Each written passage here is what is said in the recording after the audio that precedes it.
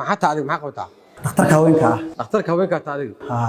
adiga markii qalinka fulisamaya aan qalinka bisa fuliyo adiga ma aragtay cunuguna hor dhinsanay adag baarista sameeyay tii hore qaybta dhalmada imaatay waa loo ogaa aniga qaybta baan socodka jooga laakiin qaybta dhalmada imaatay yani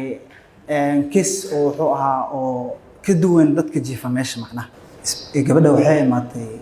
isbitaalka laba mar imaatay marka koowaad gabadha waxay imaatay qaybta oo dhalmada caadiga ah qaybta dhalmada caadiga ay imaatay ayadoo lugeeda ku socoto oo fiican oo dad la socdaan marka waa la qaabilay computer waxaa la saaray gabar uur la ahayd oo 9 bilood ah cunugeeda fiican yahay oo nool yahay marka xogaa naqaska dhibayay